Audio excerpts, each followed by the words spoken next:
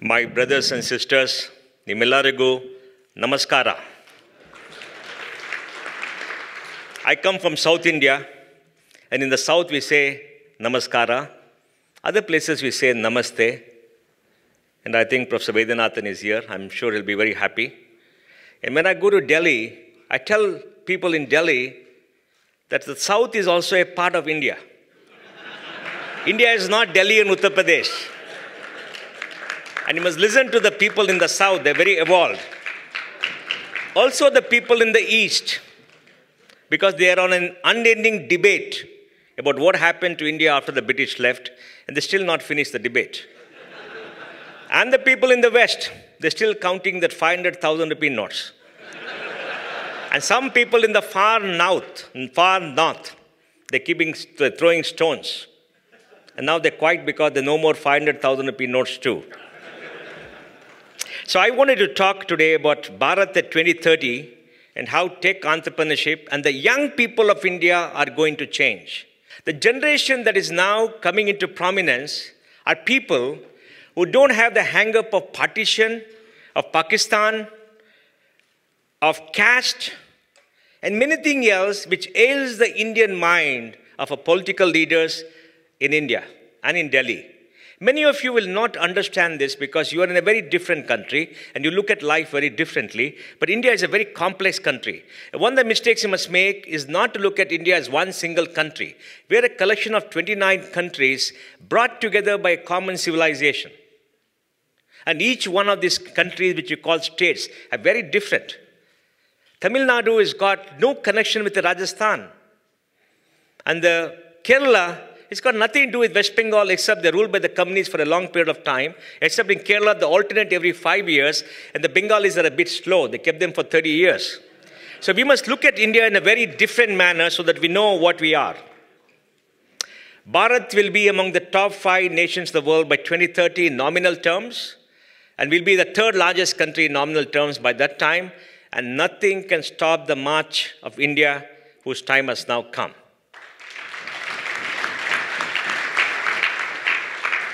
I'm going to take a little bit more time.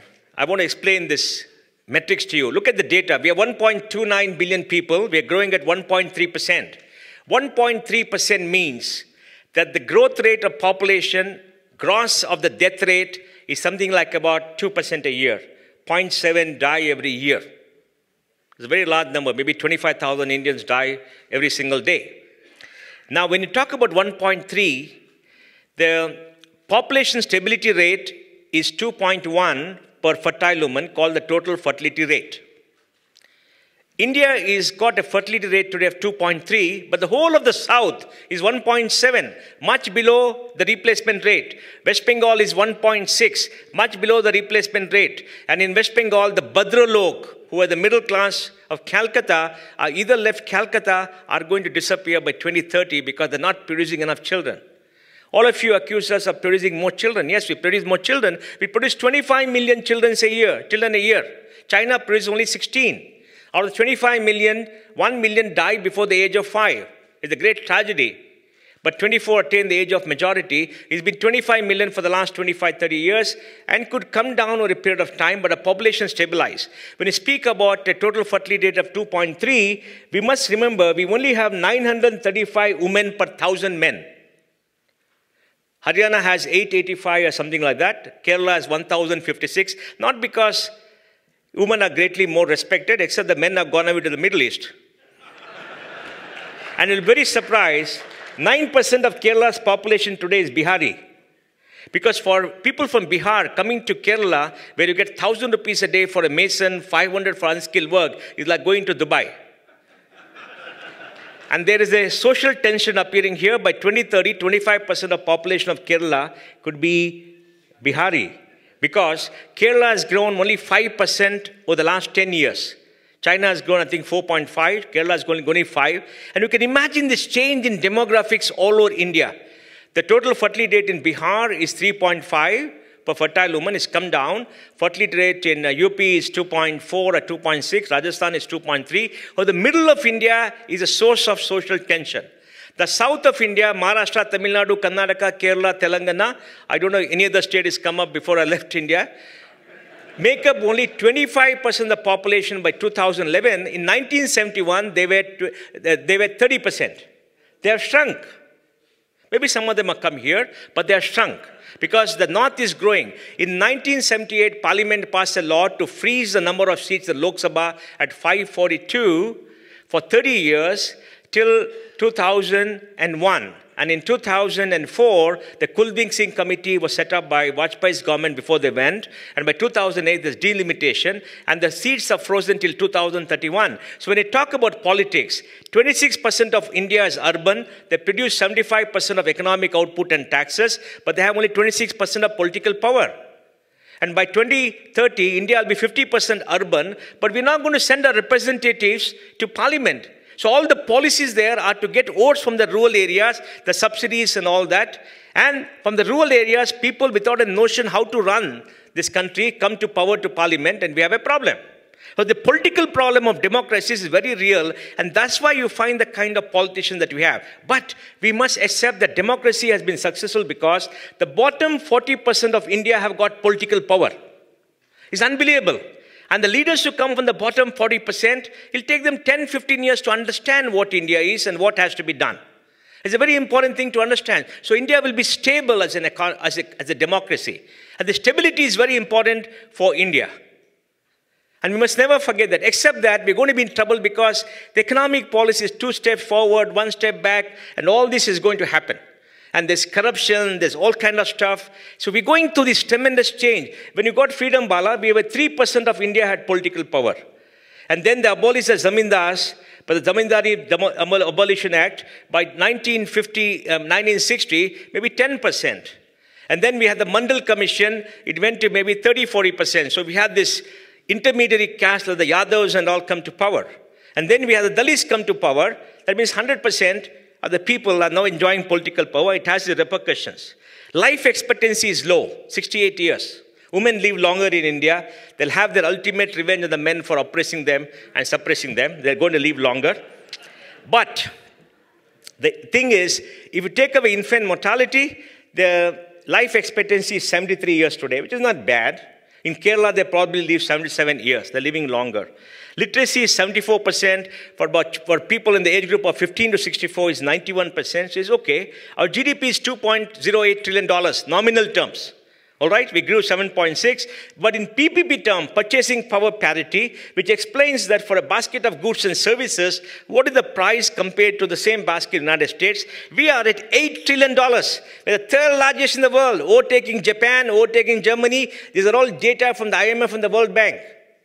So we must assert ourselves, 16% of humanity, and we possibly on a PPP basis are possibly 10% of world GDP. China and India made up 45% of world GDP, 1770, 1780, like that. And China and India today possibly make up maybe 35% of world GDP today. In the next 15, 20 years, we're going to go back to where we were. Our exports, 265 billion. We got foreign exchange reserves. Government of India's borrowing in dollars is only 67 billion, peanuts. Government doesn't borrow in dollars. So we are not susceptible to some financial thing happening in America, because in America you hide all these MBAs and they blow up the economy every 10 years by doing all this derivatives and all the nice stuff to earn the big bonuses, right? So, but our interest to gross revenue is 25.8%. That's why our rating is low, because interest costs are very, very high. Gross debt to GDP is 67%. It's not bad. Other countries, Japan is 250%, China is 260%, and America has come to 105, 106%, so we're quite low. Look at this chart. This is very important, and we must be proud of this. 25 years after liberalization, Professor K.N. Raj coined the world the Hindu rate of growth in a very derisive manner of 3.5% a year. Population grew at 2.1, so real income grew at 1.4% a year, so we are poor. In 1991, because India was broke, they blew up India. We have only $1.5 billion of reserves. They opened up the economy, and look at the benefit, okay? Population in the last 25 years grown 1.5% CAGR. The reason is the death rate has come down, the birth rate has stabilized, and the gap between death rate and birth rate has led to population growing up. It's not that we're producing so many children, we're going to be no end, right?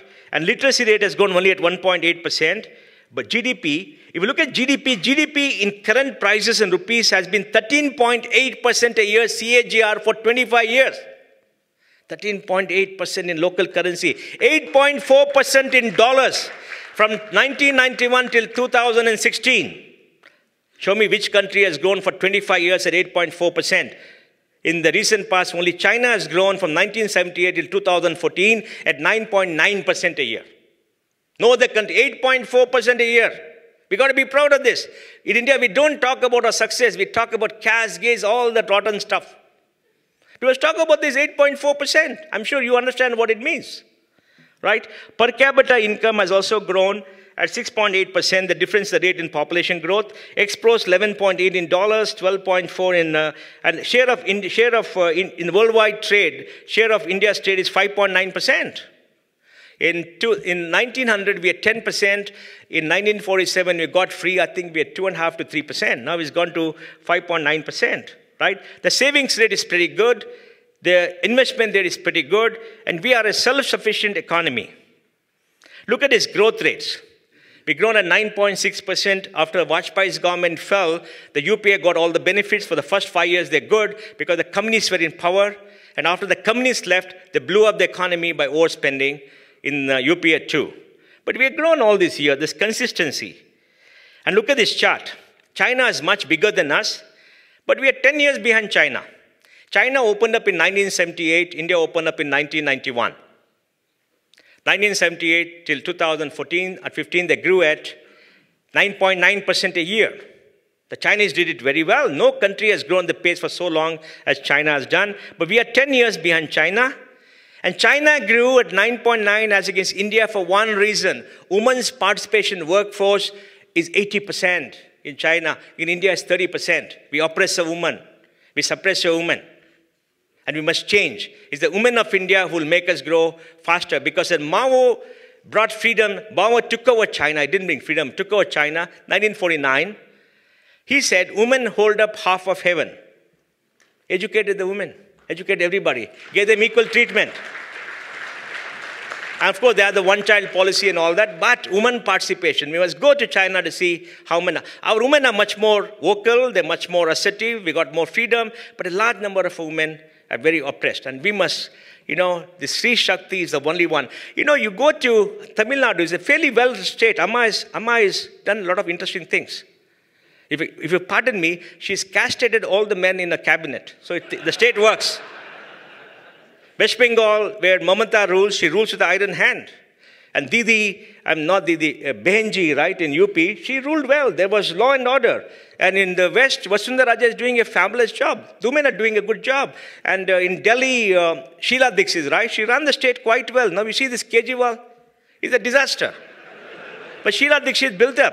So when women become powerful leaders, I think we'll see change. Now this is an interesting slide. By 2020, the world order will change. The emerging markets will have a larger share of world GDP than the OECD. And this last happened 250 years ago. Professor Vaidyanathan knows about it. He's been writing about it for a long period of time, how the world was overtaken because of industrial revolution and colonization. And now, 2020, the world is going to change. 4 years from now is very seminal. Because if you look at this chart, estimates are the developed countries will rule at 1.9, and there are many reasons. First reason, the population is aging and shrinking. Japan's population of 127 million will come down to 97 million by 2050 and 67 million by 2100. Last year, 1.25 million Japanese died and only 1 million babies are born. They're just not producing enough babies. Scandinavia's population has declined. The lifespan of men in Russia has come down because they're drinking vodka and dying themselves. They're not producing babies. A society that doesn't produce babies is gone. And everybody accused India of having overpopulation, but we know what is right. We always do things what is right. Even we don't know, we do it right. Even in America, by 2050, the white Anglo-Saxon population will become a minority and the Hispanics will become the majority community. Scandinavia's population declining, Russia is declining, Germany is aging and declining, and today 25% of London is Asian, largely Pakistani and Bangladeshis, because all the good Indians want to come to California. And you're finding this change all over the world. All over the world, China's population has peaked. Its working age population, 15 to 64, 850 million, peaked 3 years back and is now declining. And China may become older before it becomes richer. So demographic change is tremendous. You know, Sanjeev Sanyal has written an article and says that the UN projection of 10.5 billion people by 2100 is overestimated, and we could be only 8.5 billion. In 10 years' time, the population has possibly peaked and will start declining all around the world. This is scary for many, many countries. The Japanese have been flat in economy for 20 years because they've not been growing the population. So this is, if India grows at 9%, will be 8.3 trillion. But with the currency appreciation, will be a $10 trillion economy in 2080. If we grow at 9.4%, we've grown at 8.4 for 25 years. We could grow at 9%, provided some of you send a few dollars to us once in a while, you know, every single year. All right? Look at this. This chart is a very important chart to find out what's happening. And this is also the chart to say why for the last 15 years, the middle class income in USA has not gone up. It's actually come down. There's pain all around the world because of automation, because of technology, globalization, and demographic change. And this is causing pain. And this pain is coming itself in new forms of political action in the United States and in Europe and in India. And look at this chart. China, India. Population, India is slightly behind, will overtake them. Population growth rate, China is 0.48% a year. 0.48% a year, that's 5% in 10 years. China is going to shrink. Life expectancy, they're much ahead. Literacy, 92%. Naidu, when he came to power, 2 minutes. You want me to shut down? Public demand, Bala. You know, literacy, when Naidu came to power, he didn't focus on primary education, primary health. He focused on the top. Yes, we have all these IITs, so many of you come from there with the public education is great. But every kid who went to IIT, 100 young Indian children paid for with their lives. They didn't get education, they didn't get health. 100 children. We paid a very heavy cost for these IITs and IIMs. I hope Professor Vaidyanathan will write about that. So, you look at the GDP, China is $10 trillion, we are $2 trillion. And real GDP, of course, is there. Per capita income, you have only 1,600 in nominal terms. China is the factory of the world, largest importer, largest exporter, etc. China has got external debt of 1.6 trillion, cash of 3.3 trillion. So if you look at all this, China and India is a comparison because between China and India, we're 40% of the world. We own this world. We are 40%. The United States is the only aberration in the world because it is an $18 trillion economy for various reasons. The greatest country on the planet. Inflation has come down in India. The UPA years are bad. Now I think it'll stabilize. Look at this slide on subsidy. We used to spend 2.8% of subsidy as the central government. Overall, we spend 6% of our total, 6% of GDP on subsidies, state and center. It's too much. And half of them is eaten away. Prime Minister Modi is cutting his short, doing DBT and all that, and that offers hope for India. We don't have oil subsidy except for kerosene now, even that is going. Food subsidy. Can you believe it? In my state, Karnataka, 85% of people are classified as poor and get a BPL card. 85%. 40% cheat. 40% money is eaten away. 85%. They cannot be possible. And we keep telling them they don't. Listen, Karnataka's GDP is 12,15,000 crores for a population of 7 crores. And that means they've got a per capita income of 1,60,000 rupees per head or something like that. They're a very rich state. So we got all this mixed up thing because if you can't govern and do something, give them subsidy. And subsidy means the party workers themselves eat away. We have a very strong industrial base. I want you to remember this, folks, because you don't give credit for us in India. We produce 90 million tons of steel. Next 2 years will be more than the United States in steel production. More than Japan. Will be next to China. China is only 750 million. No, China is a big gorilla. Cement, 370 million tons. We have 430 million tons of capacity. Two-wheelers, 18 million cars, 3.5, and we got 5 million capacity. America is now, I think, 18. 12 is old data. Construction, 500 million square feet we built. IT BPO, we got about 160 billion. Street value is $300 billion. Second largest in the world after the United States in terms of global impact. Power. In every which way in industry, we are Very, very big. China is there, US is there, then India is a country. We're third largest, right? We have a young population. 65% of people, 66% are in the age group of, are in the working age group of 15 to 65. And this, I want to pause a while, Bala, and tell you about a great danger. In the last 10 years, 24 crore young people have attained the age of majority. 2.4 crores into 10. Only 10 crores have got jobs. 14 crores have not got jobs. There are all these Jats, Gujars, the Kamas, and the Patels throwing, agitating, burning things because there are no jobs. India is not going to have a demographic dividend because of a demographic transition. We're going to have a demographic nightmare.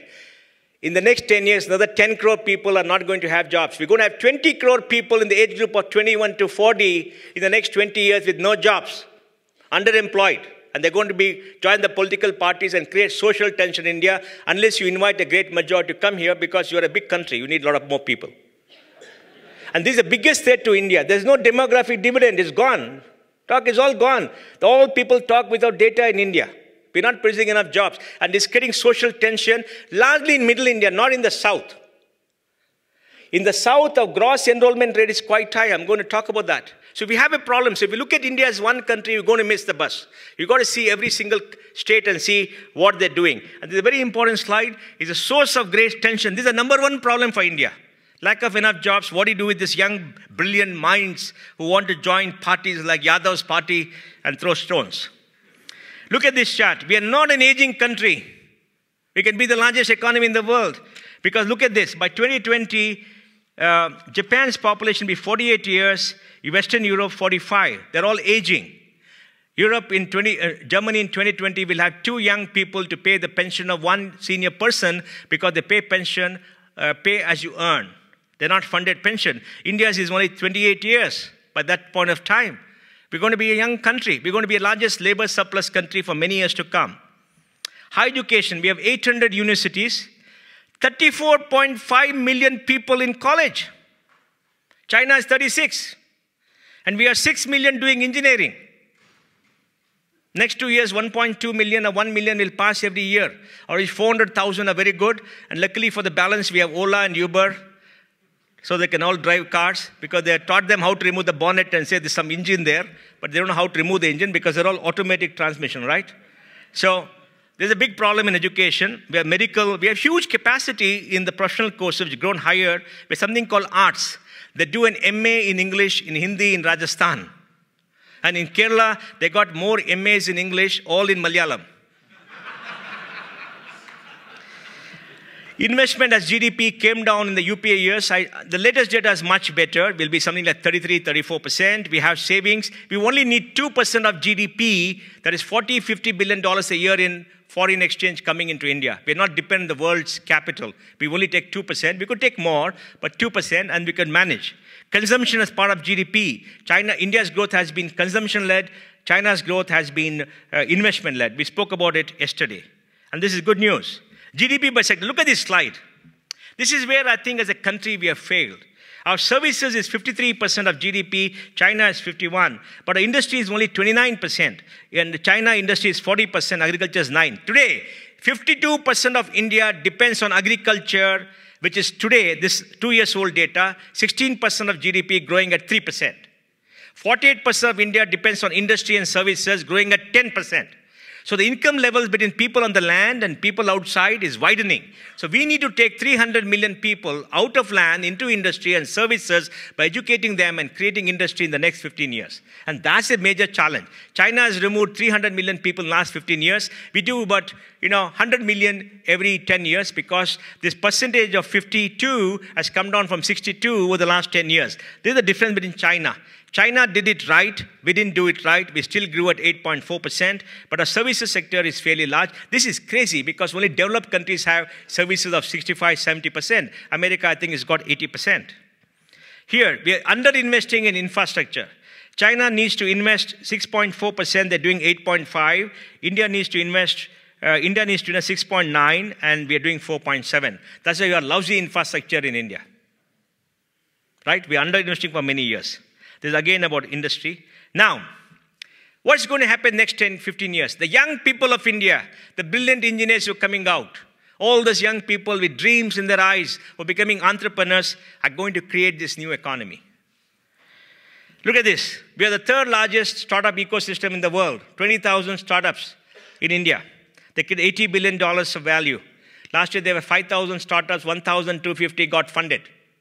We got about $8 to $10 billion of money coming into India, out of which only 500 million are Indian capital from India. The Indian capitalistic class are rent seekers. They want Byaj, something called Byaj. Swamiji is here? Byaj. They're all rent seekers, Swamiji. You must tell them to become rich seeker like you. You left the shores of India as a young person to conquer the world, following Vivekananda. You must come to India and tell all this capitalist class, remove your purse and put money. Because anyway, much of the money will be gone now because of the currency. But we are not investing enough. In China, 60% of startup investment is Chinese. India could become a digital colony. Much of our investment is coming from the United States. Amazon and all are coming, and they're coming from China. China has bought Paytm. China has bought Snapdeal. Chinese capital is coming in. So in India, there'll be a fight between United States and China to dominate digitally. And Indian capital, I don't know where they are, buying real estate in California. So it's a big problem because if we miss this digital revolution, our big companies will all be controlled by Chinese capital, which is very dangerous. So, third largest ecosystem, you've seen all this. In 10 years' time, we hope to have 100,000 startups, create 3.5 million jobs, $500 billion in market value, will be the second largest after India. Let me give you some data for some of you to make you look nice. In the top 10 service companies by market capitalization, 5 are Indian. In the top 5 companies in services, IT services, by market capital, 3 are Indian. First is IBM, second is TCS, third is Accenture, fourth is Infy, fifth is Wipro. Out of 2 million people in the top 10 companies, 1.5 million are Indian, mostly offshore. Can you believe that? Total IT in India is $175 billion. The latest figures, $110 billion of exports. Out of $110 billion, about this $110 billion could have a street value of $180, $200 billion because you bill less in terms of effort. America has got 6 million people in software. Out of 4.25 in India, 2 million work for American companies. That means out of 8 million who work for American companies, 3 million are Indian. This 8 million may go to 9 million by 2020, so 4 million will be Indian. Pay respect to the software engineer. He's done a tremendous job for India. Number of startups, Bangalore dominates, the South dominates. Bangalore, Delhi is there, Mumbai, Chennai. So Bangalore, Mumbai, Hyderabad is about 50%. Bangalore, Chennai, Hyderabad, the golden triangle is 50%. Where is Ravi Manta? Ravi is really working. Good. And you do more in Hyderabad because they have to catch up a lot. Stop eating biryani. So Bangalore has got the largest number of startups. Bangalore has got 25,000 IT companies, 7,000 startups. And it's got 1.5 million people in IT services and R&D out of a population of 10 million, 15%, $45 billion of software exports. It's an amazing place, except the infrastructure sucks. We spent 4 hours in traffic because of the political problem I told you. Our chief minister comes from Mysore. He doesn't understand what has to be done. He only gives away money as subsidies, and we have a problem. And look at the distribution. It's across all sectors. India's supply chain costs of 14% of GDP, very inefficient. China is 6%, America is 5%. Startups will solve this problem by optimizing, creating those algorithms and creating artificial intelligence to solve this kind of distribution problems along with GST. But it's very widely spread all across industry, and they're growing bigger and bigger. And they're going to solve India's problem, like I said. You know, this Flipkart, all of them have got $1 billion valuation. You've seen this. If Flipkart is supposed to be 15, it's come down now to 9 to 10. It doesn't matter. You know, after 5 billion, what does it matter? So long as you own it, right? We got 100 startups, you know, many startups. They've been sold and they've been bought. These are all exits happening. Exits do happen in India, much smaller than the United States. You can't compare the US with India. $18 trillion. With $2 trillion, right? Per capita income for the United States is something like about $55,000. We're $1,600. Even in nominal terms, you could be $5,600. Startup valuation, you see this chart where things are going up. This is interesting. All across India, People are going digital. We have 1 billion cell phones. 700 million Indians have telephones. And with Digital India, it's going to be a miracle. Digital India is going to create one single virtual nation for the first time in our history. We are never a single country because we are not connected. Except Shankaracharya walked all over India. Swamiji, you must walk all over India tracing the path of Shankaracharya for the next 10 years. Huh? Already done. You see that? As a follower of Shankaracharya. And you must take many of your followers to walk all across India over the next 4 years. Now, look at this. Every Indian is looking at the smartphone and doing many things. Digital India is about connecting 1.25 billion people to each other and the internet by giving them a smart device at a low cost with a low plan. And Reliance Jio, the big gorilla with 1,50,000 crores of investment, 30,000 crores of profits every single year will make it happen in the next 3 years. They're going to give it away free. And every Indian will have it. They're going to put towers all over India. And they're going to give it data plans. Mukesh Ambani said the consumption of data when they gave it free was 45 GB a month. And 25%, 25 GB was movies. Some of them are the wrong kind of movies, but movies all the same. Look at this. Ordinary Indians are using the smartphones and the net. Yeah, smartphones and the net to buy on e-commerce, to connect to customers, to talk to everybody else. And Ravi Shankar Prasad speaks about a lady he met in Andhra Pradesh somewhere, Seshama or somebody, on her smartphone, she's talking to her son in Dubai doing FaceTime. Now you have these people who are staying in the villages in the remote area, the children are gone, they're lonely in the night, they don't know what to do, they've got FaceTime, fantastic cheap technology, and they talk to the children. And the grandchildren see the grandmother and talk to them. How can it so wonderful, right? You connect your family. So this kind of digital connectivity is going to save India. It's going to happen in 3 years. And there's going to be a tremendous upsurge of productivity. And you see all this. Banks don't want passbook. They can do digital banking. And I'm going to show you something wonderful later. So how will future startups? The startups are going to grow because of smartphone penetration, the ecosystem, and is what is called the India stack. Aadhaar. 1 billion people have an identity. None of you know what it is not to have an identity. You're born to an identity. If you're a poor person, you go to a bank and open, they say, get me a birth certificate. Nobody knew when they were born. Get me some address proof. What? They never have an address. Get me a telephone number. They never have a telephone. Give me a bank account. I don't have a bank account. What do I do? That's 600 million people. Now, because of Nandan Nilekani, in 5 years, at the cheapest cost of $2 billion, 1 billion people have got an identity. It's a wonderful thing. Could never happen anywhere in the world.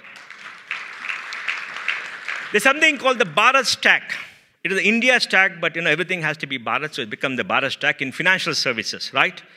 It consists of JAM, that is, Jandan Yojana, Aadhaar, and mobile. So JAM is something that's going to do. And you can see here the evolution of India stack built by volunteers. Volunteers in Bangalore built this. And this is a solution for banking and financial services for 6 billion people outside the OECD in the world from India. And it's going to disrupt MasterCard and all that and bring down the cost. People don't believe we are reformed. We're given license to 21 banks to open in the last 3 months. Modi is doing a great job. The last 45 years, we've only got 14 new banks. And if you look at this, India stack, there's got a consent layer, a cashless layer, paperless layer, presence-less layer. And all these layers of technology is going to change India. And India is going from data poor to data rich in 5 years, driven by social, e-commerce, payment, paperless process, and digital identity. And when you become data rich, imagine the data mining, finding out what it is. In digital India, e-governance is going to be delivered to every Indian. So the capacity of the Tahsildar and others to oppress people is going to come.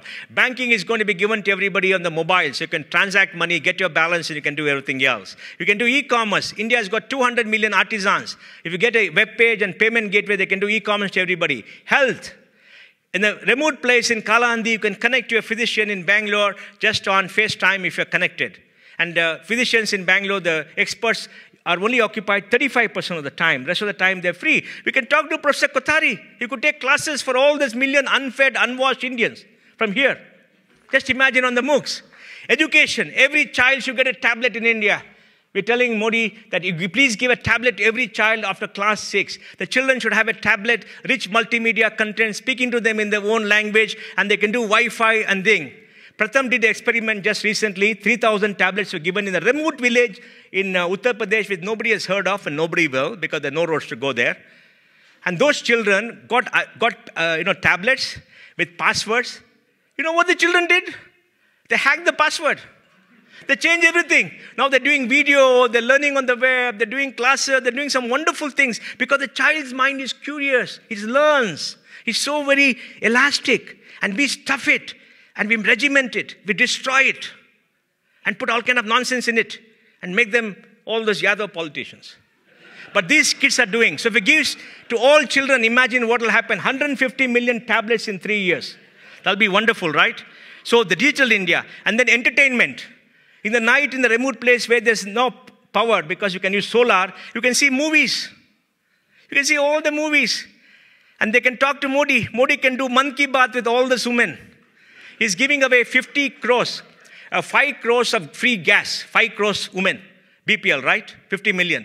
If he gives all of them, we told them, give them a cell phone, Modi ka phone, and Modi will do Man Ki Baat. And some poor woman in rural area will write to Modi and say, my pension is not come, my gas is not come. And he was going to tell all those people, get it done. Just imagine what happens. You can talk to the prime minister whom you elected directly and tell him, I want this, and he'll give it to you. Like Sushma Swaraj, we tweet to her, you get a passport, you get everything. You go stand in the line, you don't get it for a month. But tweeting actually works. Increase market size by 10 to 50. Bala, I'm really finishing now. Cost of business must come down. So we got all these kind of layers of technology that's come here. Service providers and others are coming a new platform. Startups are growing, their impact is growing, and jobs are going to depend upon startups into jobs per software provider. With the sharing economy now, jobs are not going to be in the formal sector, they're going to be in surround systems. Like Ola and Uber will create 3 million driver jobs. They'll all be individual performers. Many of them will get 60,000, 70,000. Money will be tracked. They all have to become taxpayers too. They don't understand that right now, but they're going to get the notice very shortly. But we're going to create new kinds of jobs, which is happening. And if you look here, if you look at companies like a Practo, which is a platform for doctors to connect with patients, they're going to create surround jobs much more. If you look at companies like Ola and Uber, look at Paytm, if you look at Flipkart, lots of jobs are going to be created, except that, like in the United States, the middle-class jobs are going to get automated with robotics and artificial intelligence and machine learning. The rich are going to get richer. That means all of you in the room are going to get richer. And the people at the bottom, the income will go from 5,000, 10,000, 15,000. They're going to remain there. It's going to be a problem with technology. But whatever it is, for India, 15,000, you can keep body and soul together. And this is the Bharat stack, for those of you who want it. So there's Aadhaar, paperless payment, e-sign, digital locker, e-KYC, immediate payment system, UPI, universal payment interface, direct payment. You got a number, I can send money to Bala's account by a number. I don't need to know a bank account. And it's instantaneous, almost no cost. They made it free till December because of all this currency. So, if you look at this, there are hundreds of experiments. Naipal said, there are million mutinies. There are million mutinies happening in India. People are changing the status quo. Hundreds of experiments, technology at their hand, and regulatory policies are being broken, and Bharat is using its digital infrastructure to grow. So Bharat is optimizing to empower problem solvers. All the problem solvers went to America and solved America's problems. Now all the problems, last slide. Okay. Yeah. Startups will be the force multiplier, and they're going to get us there along with many others. So I want to tell you, nothing can stop the march of India. All of us should work together and make sure it happens. But we must have the great Indian dream like you have the great American dream.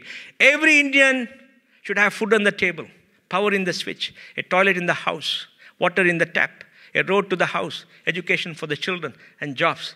And that's the day we can proudly say that we got the real India. Thank you.